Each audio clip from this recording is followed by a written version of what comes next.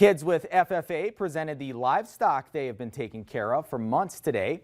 At this morning's beef show, Grady Rubel, beef show judge, says the champion is decided based on a variety of factors, including posture, walk, stride, the way they're shaped, cleanliness, and level of muscularity. He says shows like these are great for kids to practice building a cow herd. If you're doing it right, it's an everyday, day in and day out project where you're getting that calf in, feeding it, rinsing and washing. Rubel says it's a way to determine a breeding cow's overall ability to function and its longevity.